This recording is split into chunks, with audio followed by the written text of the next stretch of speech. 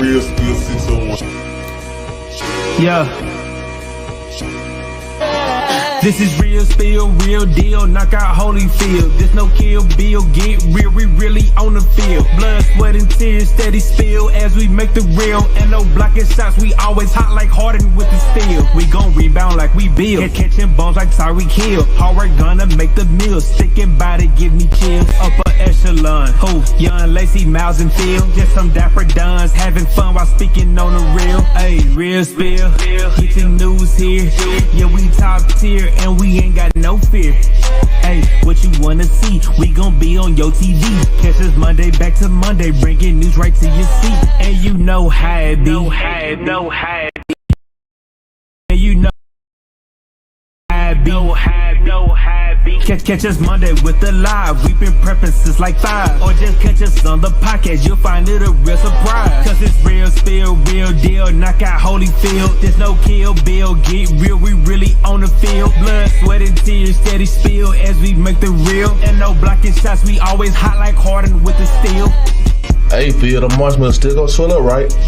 We still talking about these marshmallows? We still talking about it. Come on, man. I'm not trying to hear that no more. We gonna hear about it. We're not. Yeah, I don't think so. Yeah, Yeah, okay. Hey guys, settle down. Let's save it for the show.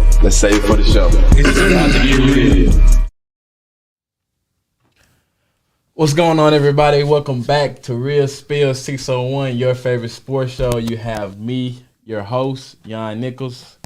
We got my boy, man, Larry Legend. Deon Lacey on here, man. I'm gonna be back at it. Eric Nichols and Deon Lacey on top. Man, it's been a little while, huh? Been a couple little weeks. We've been out of town, handling some business. Real Spill Field will be back soon, very, very soon. But man, a lot went down since our last show. A lot went down. It's a lot to go through. Make sure y'all call the line so y'all can. Yeah, call lines ask are questions. open. Call lines are open. I believe the number should be on top. But we're going to go ahead and dive into it, starting with the NBA. Last night, it was reported that trade talks had begun between the Boston Celtics and the Brooklyn Nets over NBA superstar Kevin Durant. Kevin Durant has recently asked for a trade out of Brooklyn 4 weeks ago. Apparently, the Celtics offered Jaylen Brown, Derek White, and 3 first-round picks for the great superstar, the Brooklyn Nets. I want to ask you, Lacey, can you see Kevin Durant playing for the Boston Celtics? Right now, I can see Kevin Durant playing for the Memphis Grizzlies or going back to the Golden State Warriors. But it's a possibility I can see him playing for the Boston Celtics. I mean, the Nets did get swept by the Boston Celtics in the first round of playoffs this year. And they have some key components that might intrigue the Brooklyn Nets. But that's really slander how the Boston Celtics is playing Jaylen Brown, the second best player on your team, and you just saying, hey, you can go bounce.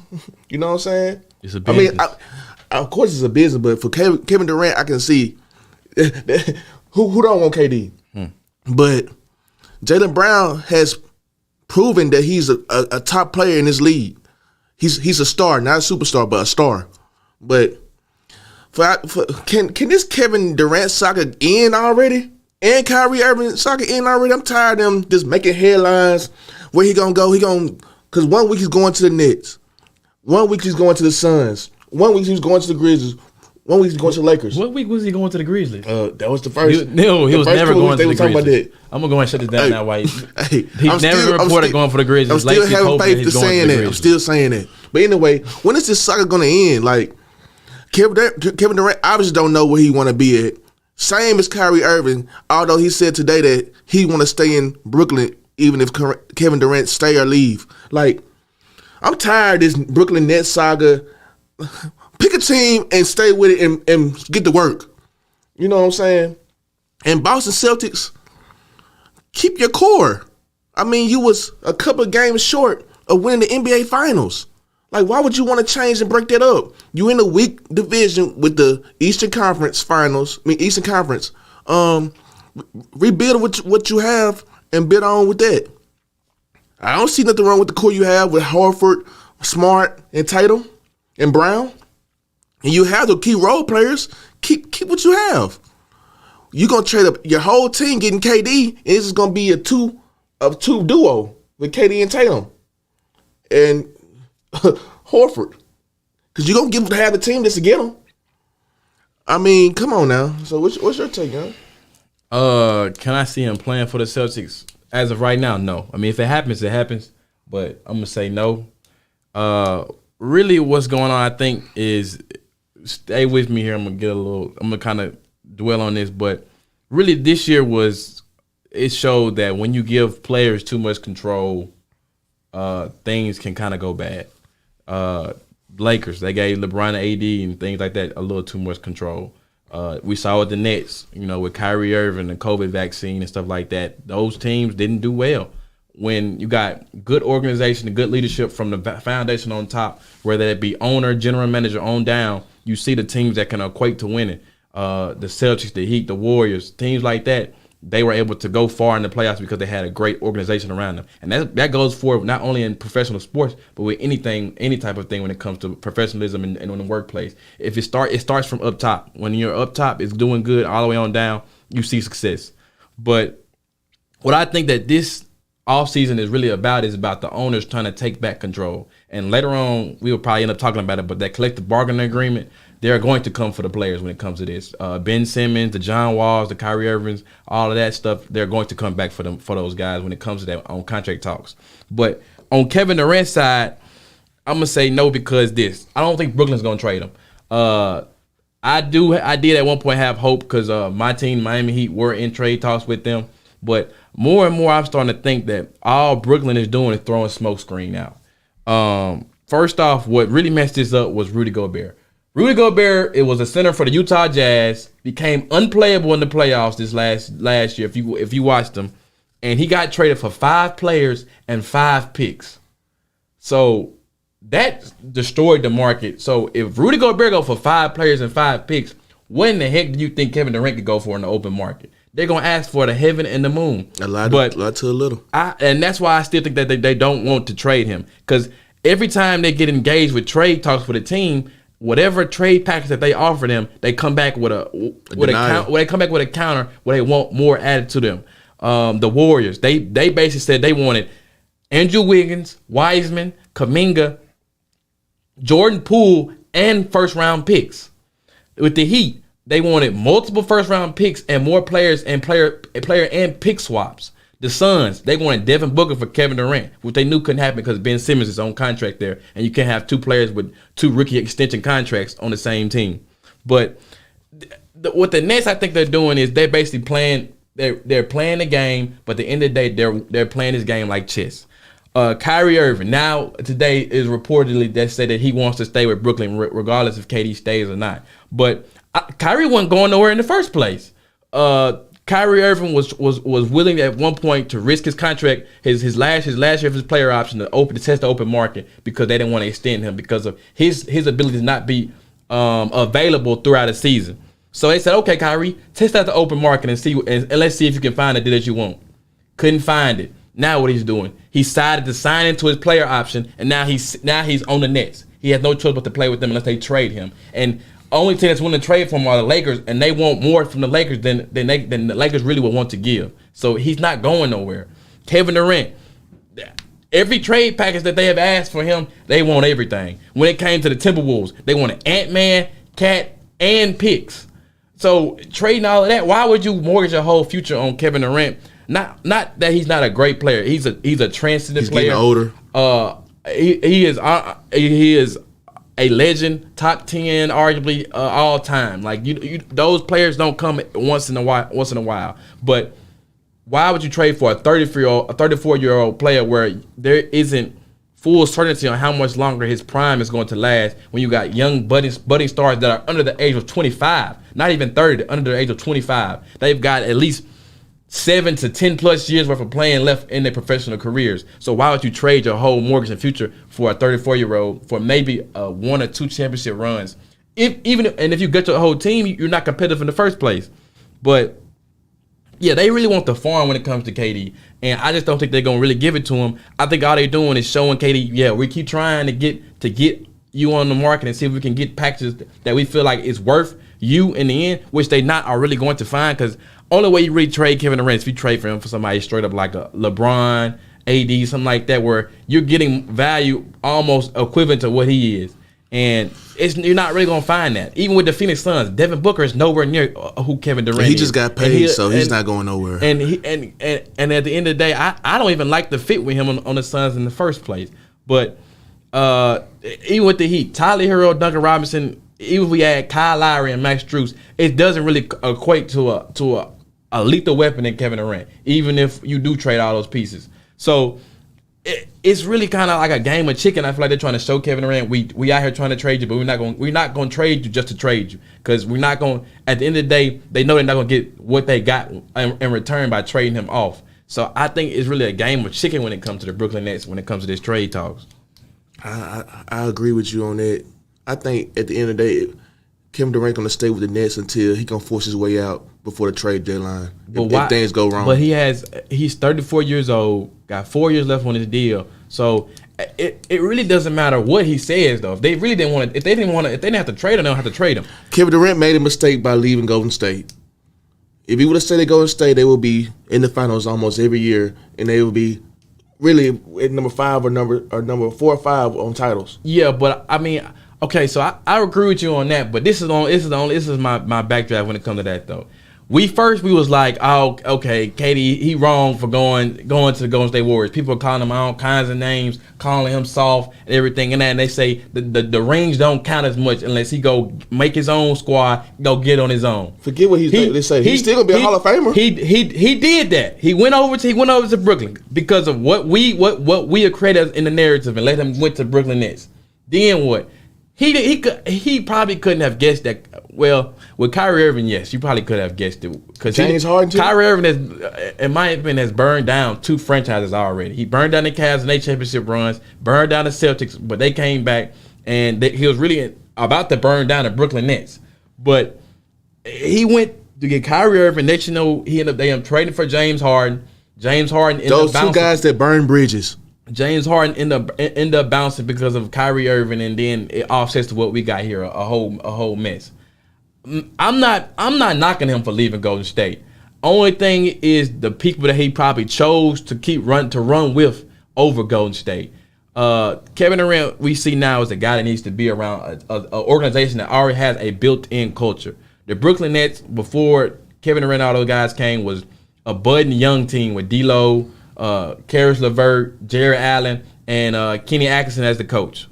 KD and Kyrie come. All those guys go out. They clear the house. Kenny Atkinson gets fired. They put in Steve Nash, who I think now really should be on the hot seat, because right now it looks like he really can't coach. They need a guy like Mark Jackson to be the head coach. In that playoff series with the Celtics, you saw a lot of ice. If you look back, you see a lot of ISO ball. That's why I think Kevin Durant really didn't perform too well, because they knew all he was doing was ISO. Wasn't really much ball movement or anything like that, which is what he really thrives on. But I think what it was his decision on where he decided to go. I'm not gonna knock him for leaving, because at the end of the day, he needed a new challenge anyway. He wanted to get. He might not say it. Kevin Durant might never not say it, but I think he wants to be a part of that upper echelon where we look at him as maybe arguably around the top 5, top 8 of all-time greats. I think that's where he wants to be at. He might never openly say it, but I feel like that's where he would want to be at. And I mean, shoot, he literally practices his craft all the time. But Kevin Durant is just honestly strictly a basketball guy. He's not one of those players that's gonna sit in the office, work with the GM, deal with turmoil, adversity when it comes to being a leader. He's just a Scrooge. Scorer. He's a Scrooge. He's a Scrooge? Yes. I'm not gonna say he's a grumpy Scrooge. Nah, I'm not gonna say that's what KD is.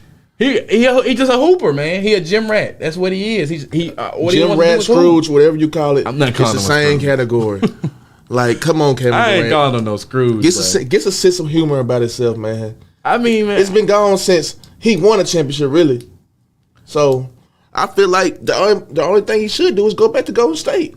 If it happens, it happens. I don't think he wants to go back to Golden State, but Joe Tsai, he never don't know what he want to do. Not Joe Tsai, but well, basically the GM and owner of the Golden State Warriors basically said that they really don't want to trade and mortgage their future for Kevin Durant because they had him already and he wasn't happy after a while. So why would you put him on your squad and after 2 years or so he might want to go ahead and bounce then again? So I don't think they're going to. I don't see him going back to the Warriors.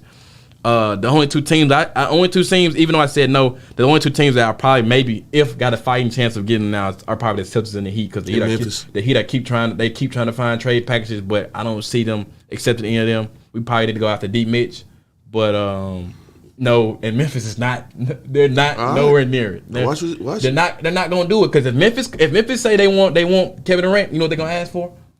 Jared Jackson, Dylan Brooks, those guys. Wow, you got a better package with the Celtics to get instead of Memphis. A couple young guys on the rookie team. And on the Celtics side, I do that trade on a heartbeat. Jaylen Brown, I understand how he feels. They went to the finals together. All that. Jaylen Brown's a hooper. We see that it proven this year. Yeah, we had questions at the beginning that did him and Jason really work together, and they worked basically all the way there. But as I'm the Celtics, anybody can go other than Jason Tatum.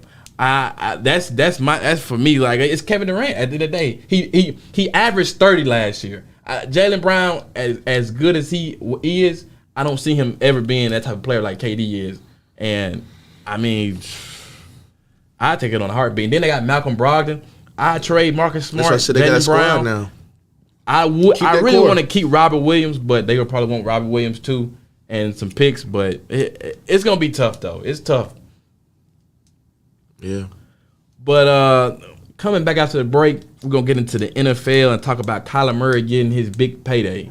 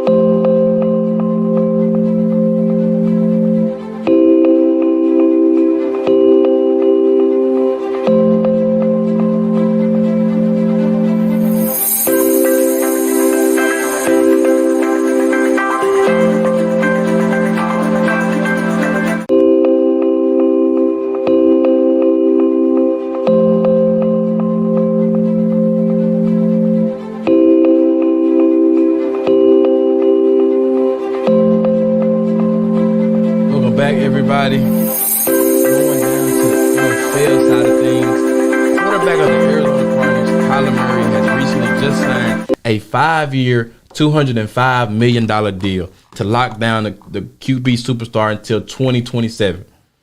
Kyler Murray is now the second highest paid quarterback in the league. So, Lacey, do you think Kyler Murray is worth this big payday? I guess I'm going to go again. He earned his money. I feel like he did enough. That team finished first place in the division. No, they finished second. Second in the division. But he earned his money.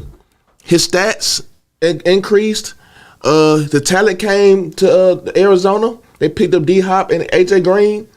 And the running backs was lethal. And James Conner, yes, they picked up a lot of pieces to build around. Right. Build around Kyler Murray. I mean, I ain't know much of if Larry Fitzgerald gonna do anything when he come back, but he had enough pieces to win. They got that tight end from the Eagles, I believe. So yes, they did well to build around him, and it paid off. Like, the team was scoring with ease. He was going down the field. He earned his money. And Kyler Murray is the dual threat.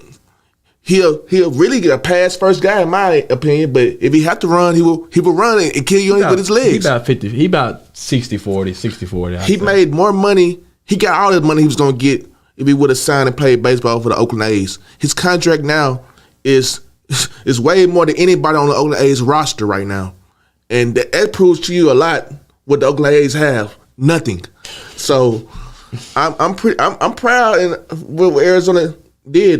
They went in with the future with Kyler Murray. If he stayed injury free, they'll go a long ways. I know he was kind of limping and stuff and missed a couple games within the years, but if he stay healthy, they should be fine. Not to say they're gonna win their division or win a Super Bowl, because their division is tough. You have Seattle. The tough division. You have a scrubby team now with Seattle, But you gotta compete with the Rams every day and the 49ers. You never know what the 49ers will have. We saw that Green Bay with our own eyes. So that's y'all daddy. False. But anyway, Kyler Murray deserved that money. I'm proud. And the next guy up that needs to get paid is my boy Lamar Jack. He needs to get paid. He's an MVP winner, a Madden cover guy, a Heisman Trophy winner. When it's gonna be his time to get paid? Dak got his money. It's time for my boy Lamar Jack to get his money. Baltimore Ravens, y'all need to tighten up. Y'all don't have no backup. Is Lamar Jackson our bust? So it's time for my guy Lamar Jack to get paid. If Kyler Murray can get paid and he haven't won an MVP yet, why not Lamar Jackson not getting paid? Simple as that. Yeah, real quick. Yeah, clearly right now we see he made the right decision by picking football over baseball. A lot of these guys now, these big name athletes, the Pat Mahomes, they never want to pick baseball. I don't know why. They're picking football because as a QB, the brand, quarterbacks are now almost international superstars. So baseball players not either? They are, but look baseball. At they just showed that baseball, the popularity is starting to go down. Mike Trout. Yeah, no, they're getting paid. They got some studs. They're getting paid, but they don't have that same baseball. The popularity of baseball is starting to go down. With that NFL, NFL is becoming big. When it comes to term of America, talk shows and everything, 70% of everything is NFL. I don't care revenue, endorsements. Pat Mahomes, even without that contract, he's seeing like he has. It's been reported he has at least seven endorsement deals. He has a baseball contract. He has $7 million figure endorsement deals. So they chose the right. They chose the right. You're right with the popularity and stuff with football. They chose the right sport. That baseball money is long. That's long baseball money. I wouldn't give it up. Pat Mahomes is like he said when they asked about his contract probably a couple of days ago. He's set for life. He has a $500 million contract. He doesn't matter about the years or the market value. He is set for life. And you know how long it took Albert Pujols to get that money? What? Probably like within like 6 years he got that money that Patrick Mahomes got. And he had it with two teams. And when did Pat Mahomes get that contract? His third year in the NFL. That's half the time it took. And he's more popular. It speaks for itself. Pat Mahomes is more popular. Chill. The Albert Pujols? Yes. Are you kidding me? Yes. They about tip for tat. No. Come on, bro. But anyway, come on, man. going down with Kyler Murray, I'm never going to discredit anybody when they make their money. I'm going to always give kudos. But I'm going to have to say no. I don't think he deserves to be the second highest paid quarterback. Now, it's going to change every year, though, The Cardinals had to do it. And it was best to go ahead and knock it out then, because as every year the market value of a quarterback goes up, which is why you got bad contracts like Dak Prescott. No, he earned his money. They didn't want to be in that Cowboys category where they're giving him $300 million, and that's what the Baltimore Ravens are going to end up having to do by overpaying for Lamar Jackson. The Baltimore better hurry up, because next year Joe Burrow better earn and get that money. Yeah, Joe's like that, and he's going to earn every bit of it. And Lamar like that too. Lamar needs to learn how to win playoff games before he starts talking. He won one. He won one game. One game. That MVP, we're going to end up talking about it for sure. I'm going to talk about Lamar, but anyway, on Kyler Murray though, I don't think he deserved that money. I'm not a hater when it comes to the brothers getting their money, when it comes to the brother QBs and stuff like that. But yes, he is. I've got to say this though. First off, he just doesn't know how to finish the deal. Kyler Murray jump on the team early. Kyler Murray during the second half of all seasons that he's played in the NFL is 7-19 in the second half of the season. We saw in the playoffs, his first playoff game, what did he do? Stunk it up. 134 yards to finish the game. Played like crap. What Kyler Murray, his best attributes is his athleticism. He can throw a pretty ball. His deep ball he throws an amazing deep ball. He's pretty accurate though. Kyler Murray is, in my opinion, he has the talent. He's a top 5-7-ish talent when it comes to QBs in the league. But Kyler Murray is only 5'10", 5'11". Your boy Drew was that size.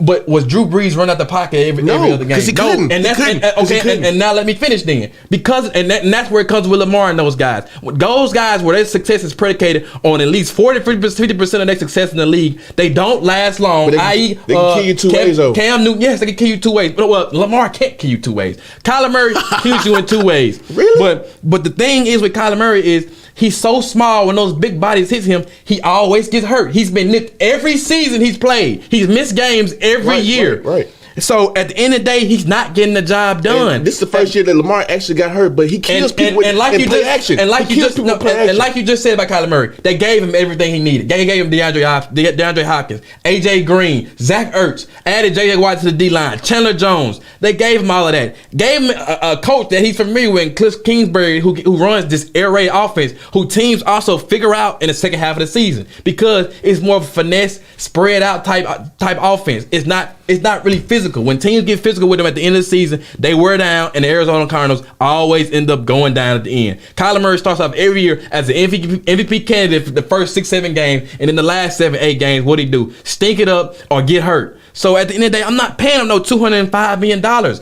I need to see more. I need to see more consistency. Who else Arizona have? And that's the only problem though, because the quarterback is one of the most important positions in pro athlete it's sports. 32 teams. It gotta be a stud. When you find a QB, and that's the only problem. When you find a QB that's decent enough to play smart, adequate football, you gotta most of the time pay him because you're not. Those guys you don't really find too many more as they go on, and now they trapped in him. But do I feel like he's gonna finish his deal with the Arizona Cardinals? No, heck no, because either one, he's gonna keep getting hurt, and they're gonna end up. Maybe might find a diamond in the rough in the draft if he gets hurt at the beginning of the season and they fall down and get draft stock, or they just end up losing him for a trade him for anything. Well, I most definitely don't think Kyler Murray a bust like Baker Mayfield. I'm not saying he's a bust. Kyler Murray, he's like that when healthy, but his body does not last. He's 5'10", maybe a $185, $190. He's fast. He has a nice deep ball, but every year you hit him hard enough, he's done. Mac Jones and Sam Darnold, they don't run like ball like that what Daniel Jones do, and they get hurt every year. And then your typical pro-style quarterbacks. Mac Jones this is his second year. What are you talking about? But he gets hurt every year. When did Mac Jones get hurt? He got hurt last year. And he got hurt the first game.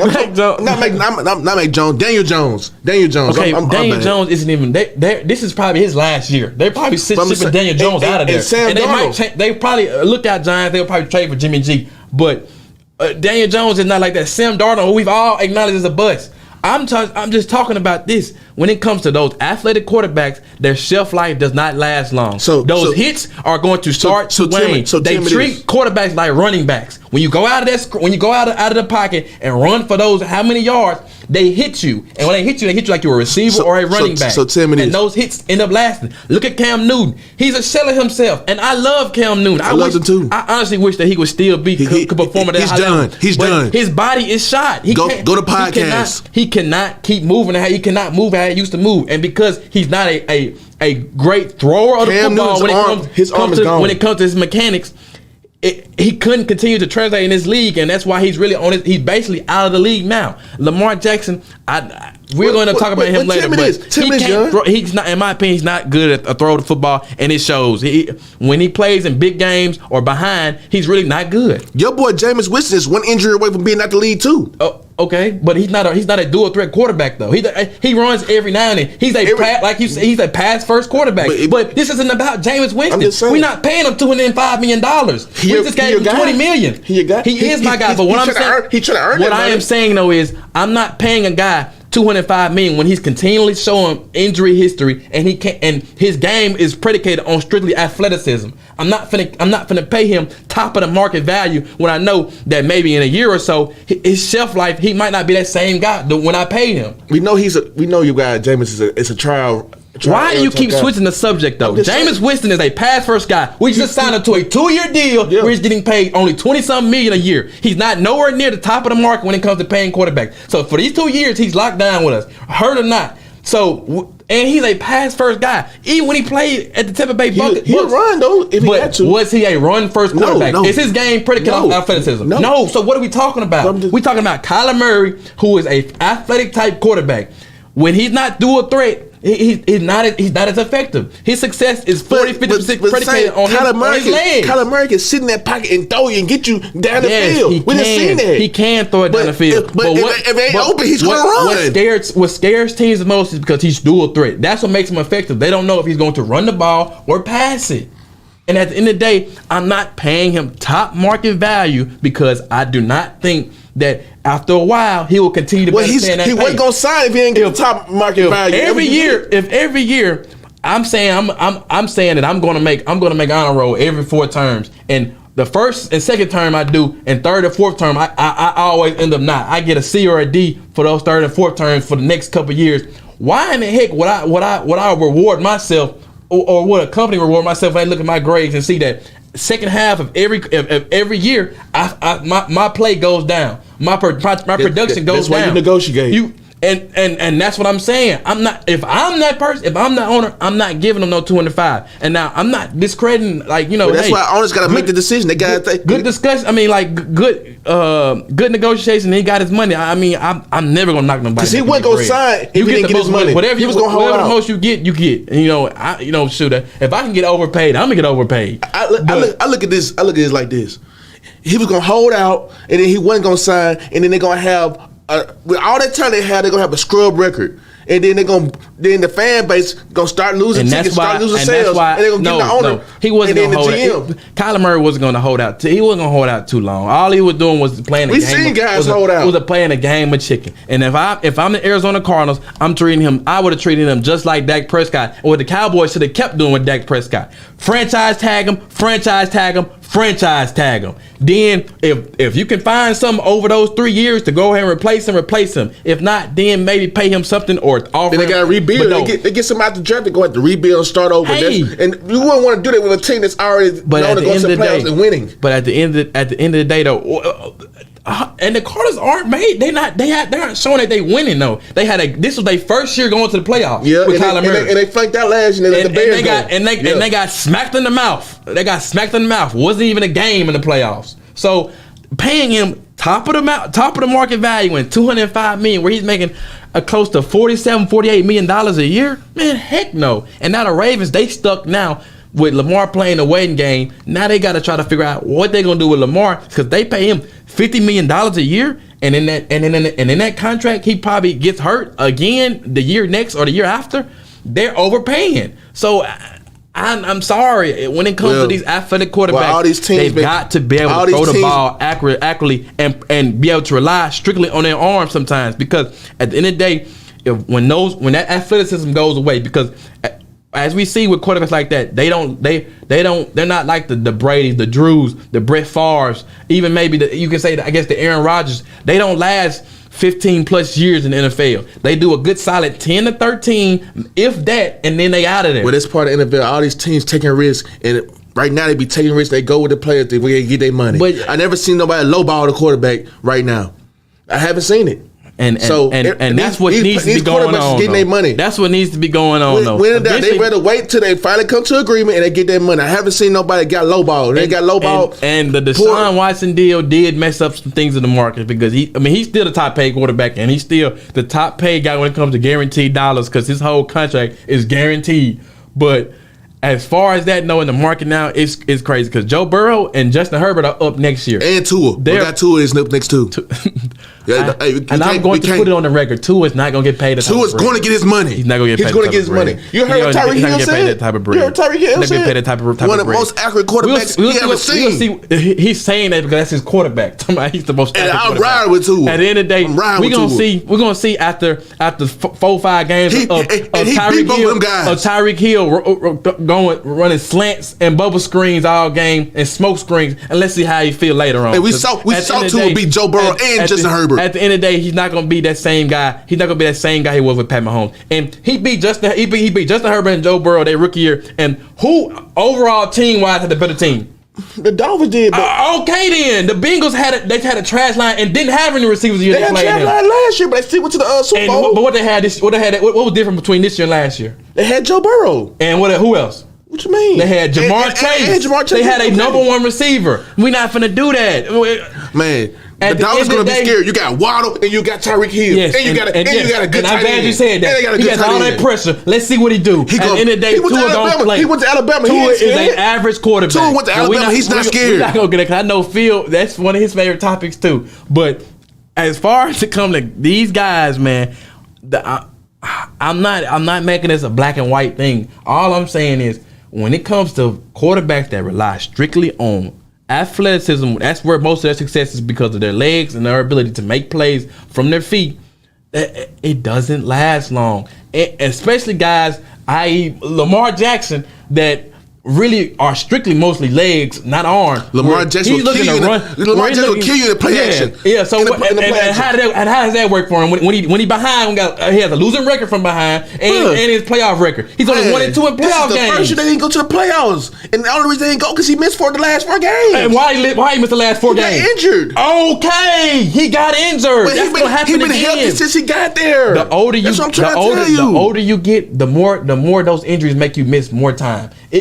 It doesn't matter what sport you play in. You've seen with even basketball with LeBron James. He can't play 82 games anymore. He can play around 55 to 60 games a year. With Lamar Jackson, this injury might have took him out for 4 weeks. Next time that injury might take him out 5 to 8.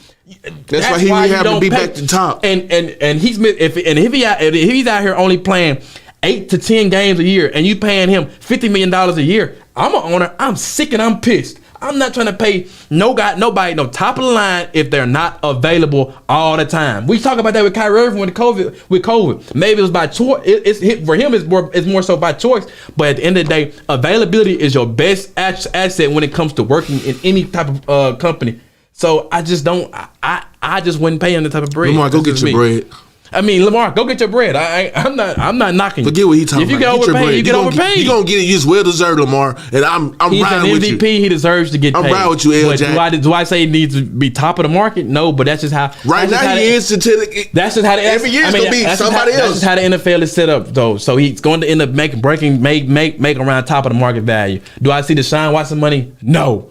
There's no way in heck I'd give Lamar Jackson a full guaranteed contract. Lamar might get between 275 250 million. And with Lamar, I put incentives in this thing. I put incentives to where he has to play. You already proved yourself. I put incentives where every year he got to play 14 plus games and he has to throw for so many amount of yards passing wise. We need a guy that's going to be able to throw the ball. Because at the end of the day, those running quarterbacks, they don't really win. Name me a running quarterback. The last thing that you can know that there's one. Other than what? Randall Cunningham. I need somebody that you need to let me know. My guy, Doug Williams, he won a Super Bowl for the Washington Redskins. Come on now. Steve McNair would have did it too if he didn't get hurt and controversial plays. Steve McNair rest his Michael Vick was doing it. I'm sorry. He got in trouble. He didn't win. Michael Vick, he didn't win. And I love Michael Vick. Warren Moon. He gave us an opportunity. I can't give it to him. Cam Newton, it took him to the Super Bowl, but at the end of the day, Donovan McNabb went to the Super Bowl. He lost to Brady. Donovan McNabb was not a run first quarterback. We're not going to do that. He was a black quarterback. I'm not making this black and white. I told you that. It's because of athleticism. The guys that are run first. How many times have they won Super Bowls? At least it's a lot less than guys that know how to throw the ball. So that's just what it is for me though. Cool story, guys. After the break, man, we going into it. HBCU, we got to talk about it, man. We talked about it earlier, but we're going back into it. Grambling firing their volleyball coach.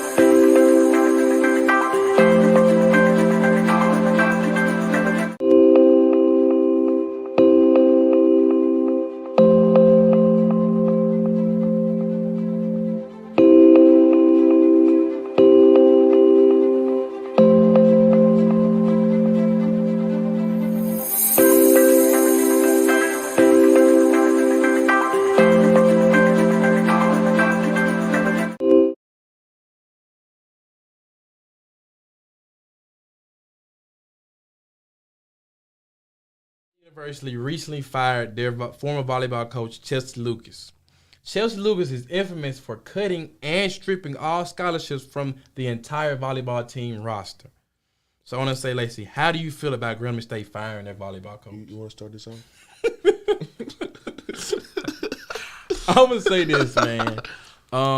It was reported they said that it was internal matters, kind of. They trying to kind of keep the firing private when it comes to this, but we all know what this is about. This got national attention. We discussed this when she did it, but we didn't know where it was gonna go in the future. Am I kind of surprised that they fired her before the season even started? You darn right I am. I thought they were gonna keep it going because. For me, I feel like that the AD and them were all in cahoots, kind of, sort Stephen of. They kept talking about it, and that's what that's where I was going to get to. I think that because it got so much national attention and public view, the right people probably stepped in and started investigating what really was going on, and they finally deemed that what was going on was some BS and was unprofessional. Because at the end of the day, like we said the last time, like. Stripping these girls of their scholarships and their right to be able to get an education was just crazy. Like, there's no way. Like, I would, man. I ain't gonna lie. I know them girls probably was kicking and screaming in there, but I know I would have probably turned the house down. Like, she would have told me that. It would have been some fighting. Yeah, coaches. Like I ain't gonna lie. I need some real explanations. But yeah. So. And I think the AD, he started seeing the kind of heat that was going on down there. So he was like, and the president. Yeah, probably. And so eventually they're probably like, man, we got to go ahead and knock this off because the longer this draws out, the worse this probably can get. And then this might start getting onto our desk and where we might be taking heat. On the hot seat. Yes, and we might end up possibly losing our jobs. So what's best? Go ahead and get her out of there. So they got her out of there. I know the president at Grambling. He all about business. Yeah. He wasn't finna lose his job for nothing. So, he's a good president too. So they went ahead and sent her out of there. I think I didn't find enough details to see if those girls are going to get reinstated to those positions that she cut. They said they can get a yeah. I'm pretty sure I think they are though. Yeah, but I'm happy. Now, what if they mess around and win the volleyball swag championship? That's gonna be an indictment. If I was them, I'd tell the AD kick rocks when he try to hand me the trophy. But no, for real, because you as a head coach, you don't do something like that unless you got a sign off from the higher ups. Somebody else had to say, okay, hey, go ahead and knock it off. I'm pretty sure the AD probably was like, okay, hey. They haven't really been too good. I want them to be championship, and I want you to put the people that you feel like are going to get us there, so we can go ahead and get there. And she probably was. That's what her pitch was trying to when she got to the job. If you let me really do what I need to do, we can get them there. All that type of stuff. And he probably went ahead and was okayed it and let her do that. Right. But eventually, as I just said, that pushback was a little more than they thought was going. A little more than they probably thought it was going to be, and. It went out the back door, that whole plan, because I'm pretty sure they thought like, okay, it might be a little scrutiny, but it's gonna secretly end up, it might pop out, but it's not gonna get that big. They were not expecting Stephen A on First Take to start talking about it and saying I think Grambling State, Undisputed said something. A little bit of everybody said something. It made like Good Morning America. Yeah, I don't think they expected that much national attention when it came to that. And then she was catching heat on Twitter through old people. Yes, and that's another thing. Players. Old players honestly said that she honestly isn't the best coach when it comes to even coaching in the first place. And apparently she's from what they described her, she's more so a stubborn coach. Just letting out all the tea. Who has her certain way of doing things, and when it not that way, or she want to punish them type thing. Punish them, doesn't know how to adapt to the students that she has coaching them, and as we've seen at Alcorn, none of her coaching strategies equated to winning, because the whole time we were there, volleyball team really wasn't. They was never just that good. No. And was it because of the players or the coach? More and more now, I guess because she was punishing them that much, running them and making them do, drills and stuff till they get tired before game days. I think a couple girls got cut off of Alcorn volleyball team because of her though. Yeah, because they couldn't, I guess, get along with her and her vision and her ways, and it ended up, making them leave. But I guess she had like tough love type ways. But yeah, I don't know. Yeah, and when it comes to coaching, especially now, I mean, yes, you gotta have you can have your certain brand of coaching, whether it be tough love or discipline, whatever it may be. But with the times they are now, you still gotta learn to adapt to the generation that you're dealing with. the things that you may have done, you know, or what the way you may in have the been, 90s or the early way 2000s, you may have been coached in the 90s and 2000s. Those were those were good days. Those were definitely effective and around those times, and I don't dispute none of that. Like when I was playing sports, I had my tough coaches, and do I hate that I had tough coaches? No, you need that. It built character for me, right? It helped me be able to go through adversity. Facts. But Facts. At the end of the day, it got you in shape, right? And, and at the end of the day, when it comes to times change a generation, as human beings. Just like when it comes to technology and everything else, you have to be able to willing to adapt. You got to be able to evolve and adapt with the times. And this decade ain't used to it. They really ain't about it. We know that. But anyway, I'm just being real. This new decade, in all aspects, this decade is social media first. Yeah, it is. A lot of stuff is predicated on social media, and they rad. We just gonna keep it a buck, man. I've seen it in all aspects. I can go into detail, but I prefer not to. So I know exactly what you're referring to. This new decade of kids, man, need that tough love. When they was younger, when they got in trouble, they didn't went through adversity like we did. I'm not gonna stay away. I know I got spanked when I was a child. Me too. I know I got spanked. For that, I wouldn't be the man I am today. Yeah, if it wasn't for my family and my dad whooped me when I got in trouble, I would be somebody. I don't know where I'd be. Right, exactly. That tough love helped me, and when I have kids, it's gonna help them too. Yes, it's gonna help them too. But looking in, we still can only see. We're only able to view this situation from the outside looking in. So from the outside looking in, it still just looks bad all the way around on all parties. And I still want to hold that AD. I really want. I know I've been saying him a lot, but I want to hold him accountable because at the end of the day, like I said, you do not do that without the okay of somebody else from the higher up. Yeah, man. And I'm the volleyball student. He should be fired too. Whatever. Anytime I see him, and look, I'm telling him the only reason he ain't fired because they brought in Hugh Jackson. We just gonna keep it a buck at Grambling. That's the only reason why he's not gone. Cause that news made. If you make ESPN and you make all these type of companies and brands. And you didn't get fired. The only reason why you did because you brought in an NFL coach, Hugh Jackson, and you brought good publicity back into the school. Right. But you can't bring in good publicity and then you come out with bad publicity to backtrack it. I don't understand it.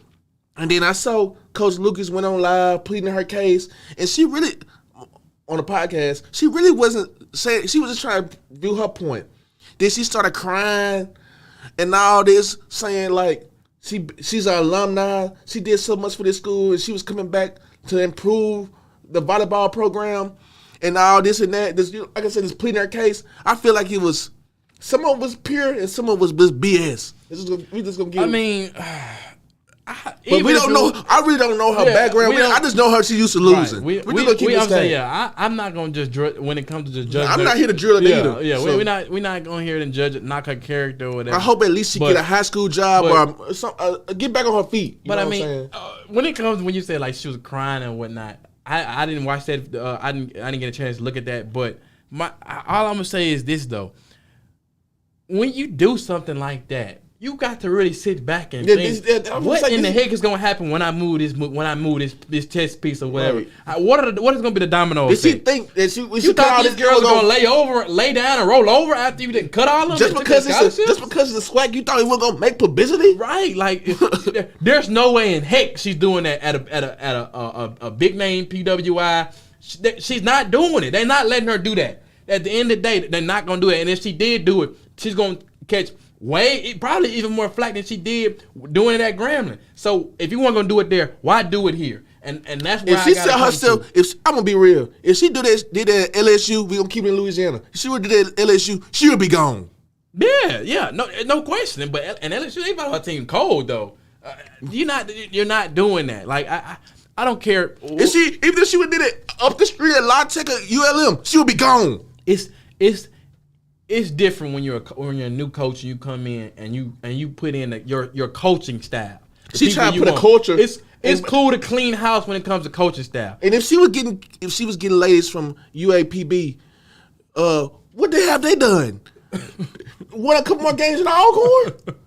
If she was getting girls from there, like, come on now. Right. And it's one thing to do that to, clean house and put your staff in when it comes to that. But when it comes to your players, especially when it comes to collegiate level, professional level, you know, what on trading and all that type of stuff, and only any professional sport. But when it comes to college and students like that, especially when it comes to their education, you putting them on the line where they're benefiting because of the sport. Because like I said, volleyball is not that sport in the swag field to get a full ride. Most of their stuff was earned and partial. Right. So for you to cut all that off, how the heck they gonna pay? How they gonna get their meal prep? How they gonna get the tuition done and taken care of each year?